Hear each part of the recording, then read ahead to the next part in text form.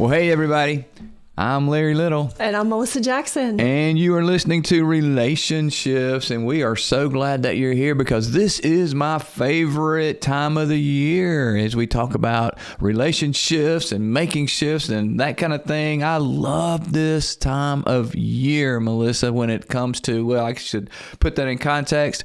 My favorite time of year when it comes to sports, right? Well, you have coordinated, I believe. You've coordinated your outfit for the conversation today. I've coordinated my outfit for those of you that are just listening to us. Thank you. Thank you. I'm wearing a vest that has the Final Four. My team, the Auburn Tigers, recently went to the Final Four. We didn't win the Final Four, but it was an amazing trip out to see that and to experience that last year. But I love March Madness, and here we are in the middle of March and March Madness, and all the teams come together and they get into this tournament, and it is amazing. I'll spend some time watching the SEC tournament, pulling for my Auburn Tigers, and I want them to do well.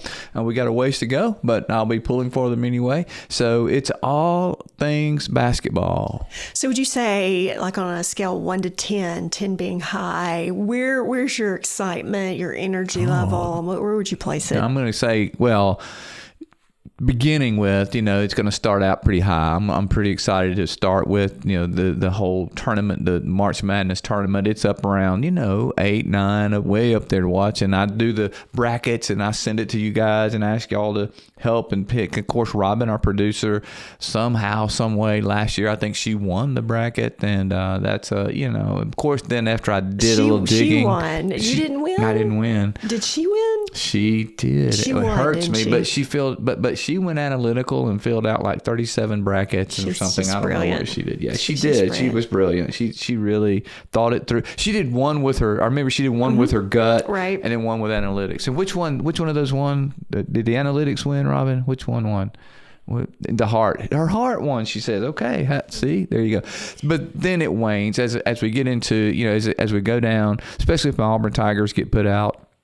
I'm going to probably go down. I'm still interested. I still watch. But it decreases a little bit. Yeah. So just go ahead and put it out there. Where do you think Auburn will fall? Just their thoughts, just projection? Oh, man, this is going to get me in trouble. But I do think we have a good team. I think Stephen Pearl's done a very good job. I think he's had a lot of things to work through with this team coming together. I'm going to say this is just me. Just right? put it out there. Yeah. If we make it into the final 16, not the final. If we make it into the round of 16, I'm going to be very happy. Okay. Yeah. If we get it to the Sweet 16, I'm proud of those guys. Either way, I'm proud of them. It doesn't matter. But I think that's probably where our cap might be this year. I hope they surprise me. Fun stuff. Man, I hope they surprise me. Fun stuff. All right. So in light of that, we want to talk about personalities. We want to talk about the lion today, that strong extrovert. And we want to talk about how do they protect themselves. So we're kind of cross-comparing it to our March Madness, our basketball. It is true. Here's the thing. All right, little basketball talk for all of you that love basketball. If you don't, I'm sorry, but hang with me. The best teams, statistically, historically, that have gone on to win, and what Auburn did last year and the way they made it to the Final Four is good defense. Good defense, knowing how to lock in on your opponent, knowing how to play good defense, how to make sure that you keep that score and keep them from scoring is really important. So playing good defense, protecting your side of the court, for those of you that really don't play basketball or understand basketball or care about basketball, it's important when you're playing defense on your side of the court to protect that goal, protect your court, your side of the court. So offense is really important. You got to be able to score, no doubt. But even more important is a team that knows how to lock in and play good defense, which is what we're going to talk about today in terms of personalities, because personalities, they have defenses that things happen, and we can call them coping mechanisms, we can call them whatever we want to call them, but really it's the defense mechanisms. What happens when these personalities go on defense, or do they go on defense? And all personalities, like you're saying, all personalities have a defense mode that causes them to want to protect themselves most of the time over the relationship, unfortunately, because something's going on. That's right. And so we want to break it down today and be specific about the lions. Aren't lions intriguing? I mean, they're just interesting, aren't they? They are. They just, they have this, they put themselves out there, but then at the same time, they are defensive. They're surprised by how they come across to other people. They always appear like they don't really know. If someone, helps them understand that, it's just always so enlightening because they don't know that. Well, the problem starts with any personality, but with lions, is they make assumptions. They assume that everybody, addresses things the way they do. Everybody plays defense the way they play defense, and it's just not true. They put themselves out there, just not real true. clear, so they direct. And they think if that's what I do, surely you get that, and you appreciate that, or So we're gonna kind of bust that myth today, and let's work on being a little bit self-aware as lions and understanding how other people may perceive us, and then what we can do to do some things differently. I think to enhance, because it's not a heart issue, Melissa. It's not about lions have hard hearts. That's not it at all, although they may come across that way.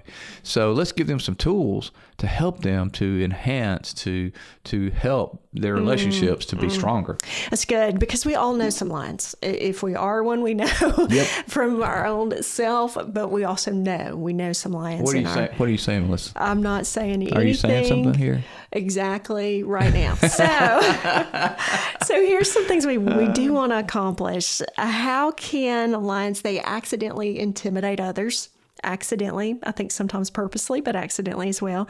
How to keep strength while creating emotional safety. That's a big one. Wanted to hit on that today. And then how do we make sure we turn control into clarity so it doesn't come across as we're trying to control the circumstance? Well, I think that's really important. And the truth is, it starts with knowing who you are. Of course, as we were preparing for today, we asked Robin, we just asked her kind of what she thought your personality was, right? We asked her what she thought my personality. She hadn't any trouble with mine. She just this is what I think you are. And then we got to you, and she, what do we think? What do you think Melissa is? And she paused, and she's so good at all the personalities. She just goes in and out of shifts from one to another as needs. She's the best. Are you defensive about that? Are you being? Yeah, I might be playing defense right now, but no problem saying who Larry is. We know we got him. That's for sure. Lionhead, but Melissa, no, she just uses them all so well. I don't know what to do with that. Lions use sarcasm too. They do that. This one does. But anyway, let's get going. We got some stats all right, here. Let's get serious. We got some all stats. Right, here we go. These are always so interesting to me. So interesting. So here's the first one. 53% say uncertainty about the future impacts their mental health. So when they don't know about the future, it really causes them to struggle in their mental health. Lions like to know about the future. They like to actually create the future. That's exactly right. Yeah. They live in the future, They Melissa. live in the future. I always say I live zone. in the future. It's where I live as a lion. That's right. That's right. Here's the one that's wrong, the stat that's wrong, though. 39% report arguing about tone and attitude. Now, I think that's so low. Come on, if you're in a relationship with someone, have you not ever said, hey, don't talk to me that way, or what did you mean? It. Yeah, or what did you mean by that? What are you saying? What are you saying? 39% is probably low. I think it's low. And lions, they are not aware of their tone or their attitude. That's when right. they get in that zone, it's about hitting the target and being real distinct and clear.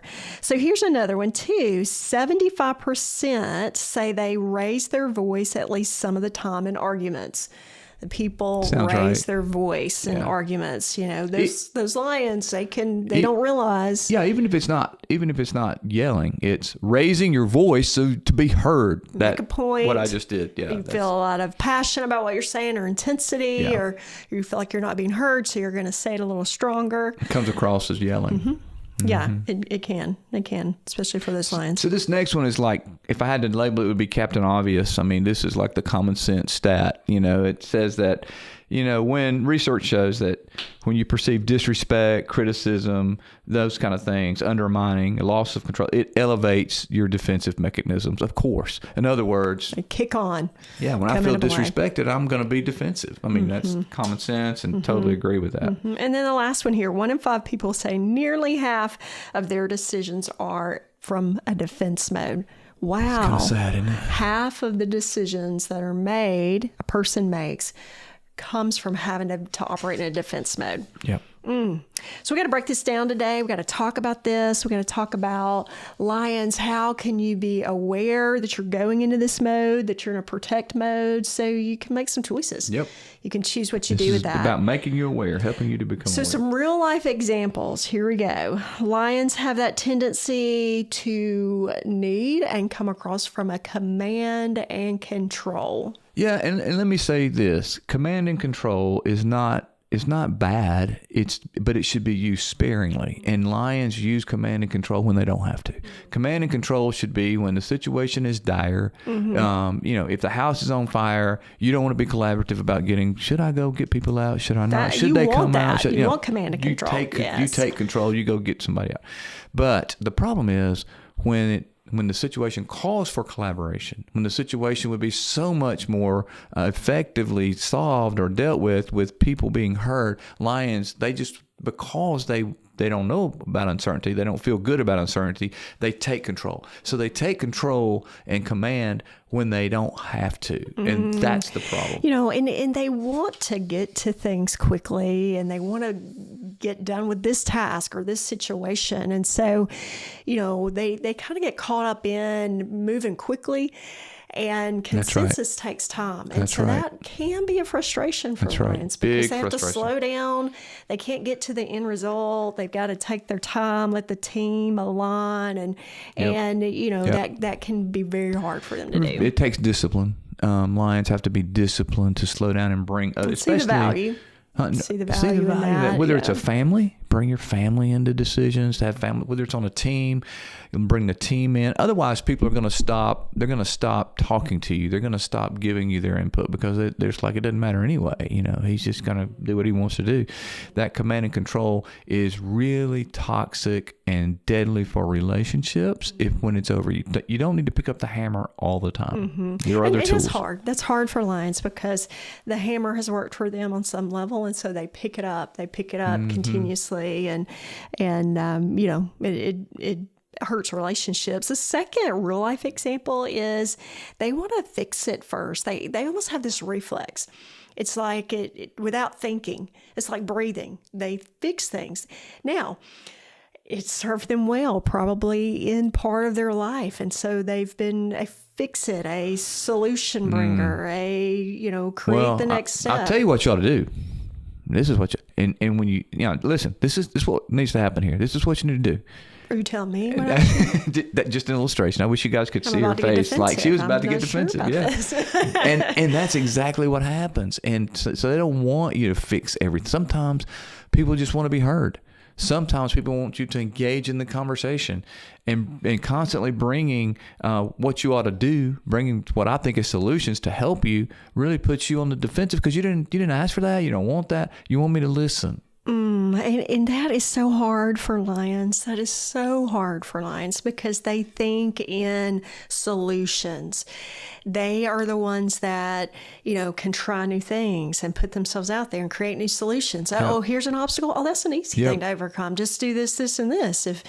Here's a different obstacle. Well, all you got to do is this, and get around that. And it really creates, this environment where there's not the collaboration at the level that needs to take place, whether it's with your children or your teenagers or your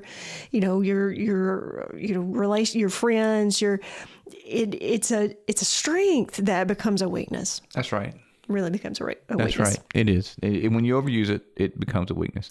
And then here's this third one that's a win at all cost, right? Right. Win at all cost. So let me tell you a quick story. So what happened was a group of friends who were married couples were at the beach together. They'd rented a couple of rooms. This is a true story.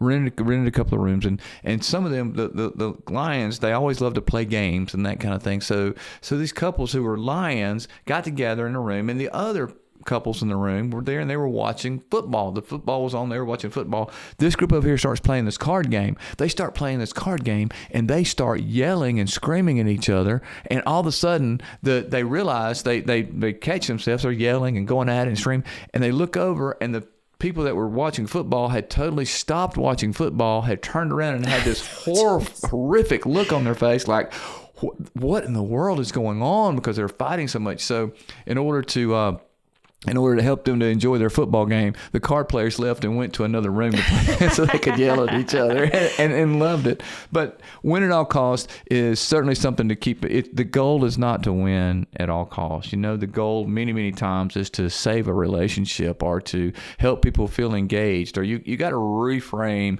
because lions are very competitive and they want to win. I think this turns on without lions thinking about it. I think, it becomes so natural to them. Winning is so natural to them that they can do it without thinking, without being aware. Is this a situation that I need to win at? Do I need to, or is this going to cost me something that I don't want it to? The question is, do you have to win this? Is it worth it? Can you let someone else win? Every line right now is saying yes.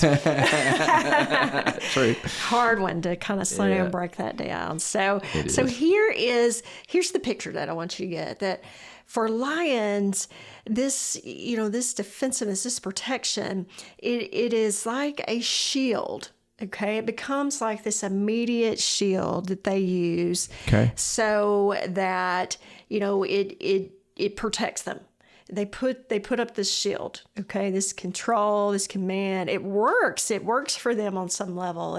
It makes them feel more in control. And so the way that they operate is to immediately put up this shield, to immediately do these things that we've talked about without thinking. And so that protects them. And when you get into relationships, it protects them from the situation at work, the dynamic at work, or it protects them in their one-on-one relationships, because they don't have to, if they're putting up a shield, whatever's going on the other side is not getting to them. Yeah, that's right. And then they use that shield as a battering ram. I mean, bottom line is, I pull up the shield, therefore I can move forward, I can do what I want without really thinking about how it affects others, and then I use that to say what I want to say, do what I want to do, and that shield, now my shield becomes a battering ram, so I run over other people, hurt other people sometimes. So it's really important to understand how we have a tendency to put up our shield to protect ourselves as lions, and then use that shield to get what we want, and we destroy relationships along the way. So let's talk about what we can do as lions. Well, we want to be able to be aware of ourselves, and if we have some lion tendencies, or if we know some lions, how do we create that awareness so we can make some little shifts? Love it. Research has shown, we totally believe in the fact that if we make some little shifts, it really can create a different impact. It can really, over time, make a big difference in our relationships. And so it's the little shifts, being really mindful of those. So let's talk about some of those.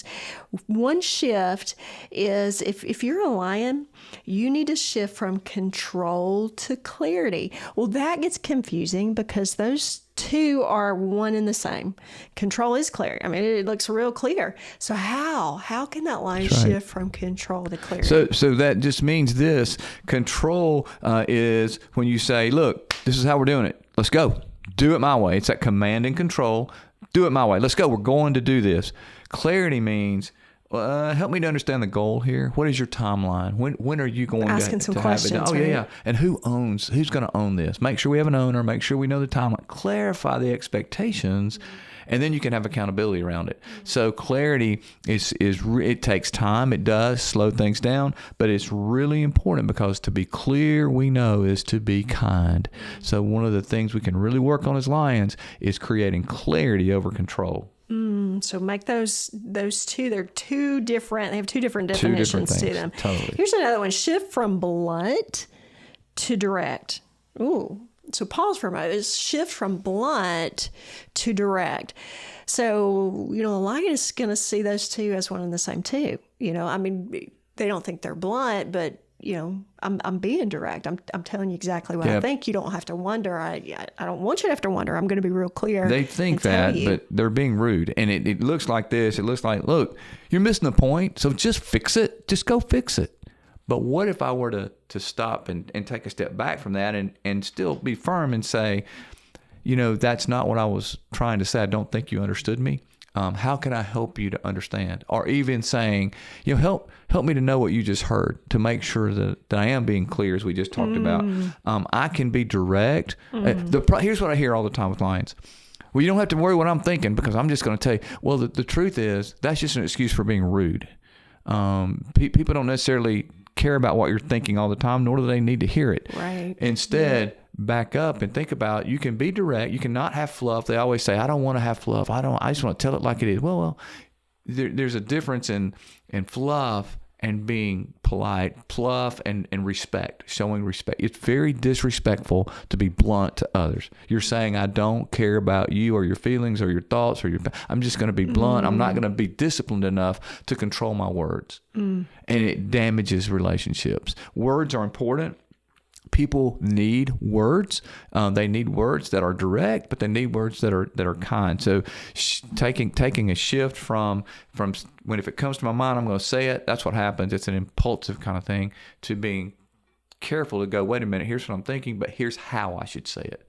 Think about how I should say what I need to say, and show respect by in that conversation, by slowing it down, being direct, but being respectful. So maybe some of the determination from being blunt to being direct might be the motivation or the tone or the word choices that are used. Every bit of that. And even by asking a question, if nothing else, what did you hear? What did I just say? I want to make sure that we're on the same page. Are we on the same page? Any type of clarifying question helps here to soften some of that. Being blunt is not strength. Being blunt is really a weakness. We think it's strength, but it's not. Being direct is strength. So here's the third shift. Shift from deciding alone to asking for options. So instead of making all the decisions, deciding on your own what everybody else is going to do, how do you shift into asking for options? It is so important, because if you always bring all the answers all the time, you disengage everybody around you. People won't want to have a relationship with you in a work setting. They won't follow you in a family setting, in a relationship setting. They will feel invalidated, because you're a lone ranger. I know what we're going to do, and I know the right move, and this is what we're going to do. That is so degrading many times. And by the way, either somebody's lazy and they don't want to input, so they let you lead, or they're passive and they know it doesn't matter. There's no sense in saying anything, because he's not going to listen or she's not going to listen. So now they're passively aggressive. So instead of that, it's about, look, I think I have a thought, but I'd love to hear yours. Why don't you think through and give me a couple of options? What are a couple of things? Bring me some solutions that you think are the right thing. We do that all the time in our team meetings. We love for our leaders to bring us solutions, and that brings them into the process. And the same thing is true at the home. Same thing is true in relationships. Let someone have some ownership and bring you ideas, bring you options, and don't shoot them down, Lion. Don't shoot them down. Just even though they're not as good as yours, you're sure they're not as good as yours. It's much better to go with an inferior option than your own than to push yours through and hurt people you care about and lose the relationship. I think enough said on that one. Let's go to the fourth shift. Shift from intensity to naming the stakes. Shift from intensity to naming the stakes. Yeah, look, if you don't do this, if we don't get this done right, everything's going, to hell in a handbasket. It's all over. If we don't do this, it's all over. It's very important, that intensity, that urgency, is deadly, because you overuse that, then people, if everything is urgent, then nothing is important. And we have to back up and think through, okay, this is important to me. I hope it's important to you, and I really want us to get this right. That sounds so much better than, if we don't get this right, it's going to all fall apart. Do you hear the difference? Well, and I think intensity sometimes comes from a place of passion or a place of they feel very strongly about the purpose of whatever the situation is. I think it's so valued when those lions have someone that they do trust that comes around them that can help them see the details of the situation. So that lion lion can, with their purpose, see the reality. I think the smart lion allows those people to play different roles to help them, because right. they might be so purposeful in something they're doing, feel a strongness about it, but they allow those people to help them temper. Temper. And one quick tool that'll help here, lions, if you can shift from looking at the task of the urgency to look at how you feel about the urgency and share that from a vulnerable standpoint. In other words, this is really important to me. I feel like I need to get this done. State and here's the why. why. Yeah, and make it a little bit vulnerable. That's good. And then our last one here, shifting from winning points to winning the relationship. Winning points. So lions assign, what I'm hearing is there's an assignment of a point, Yep. A scale. There's something that they get so many points for this or so many points for that. Yep. This goes back to the competition thing, but it's worse. It's they keep score. I win, you lose, end of discussion. I'm right, you're wrong, let's go. And they think, they kind of feel good about that for themselves. And what they're really doing is showing disrespect and a lack of care for the person that they're in that relationship. Instead of saying, I win, you lose. It's about, how about this? Let me join you. How can I help to make you successful? Let's do this together. What do you need from me? Changes the whole tone of the relationship. And the Lions' big thing, as we kind of wrap this up, is the Lions might say, well, you've given us these things and I don't really feel that. I don't care if you feel it. It's not about how you feel. It's about choosing to do the right thing. And then they'll say, well, isn't that manipulation? No. That's called caring enough about your own EQ and about the person that you're in a relationship with to shift your action, to shift your behavior. But why is that? Because your intent is you want to grow and you want this relationship to grow. It's not manipulation. It's growing. I don't care if you feel it. If I did what I felt like doing, I'd be at the beach right now selling surfboards. I mean, that's what I feel like doing is, hey, man, let's go down to the beach where it's warm. But what I'm choosing to do is to come here and live and work and that kind of thing because I think it's the right thing to do. So you choose to do the right thing even when you don't feel it.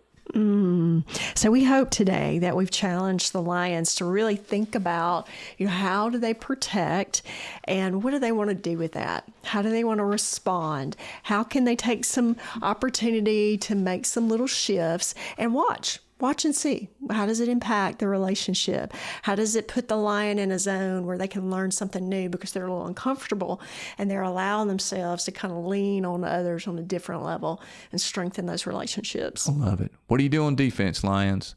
Make sure play good defense. Be smart, be wise, do these shifts. And we're going to end today, Melissa, with a lion. We got a little lion dad joke. How about that? Let's for you? hear Well, kind of, sort of. Let me try it out on you. You ready? Okay. All right. So, Melissa, what's the difference between coffee and your opinion? I asked for the coffee. I should have known the answer to that one. I couldn't resist that lion joke. It's spoken like a true lion, right? That's a really good one. All the things we just talked about, we totally undid with that one joke. It's amazing. Immediately. Oh, well.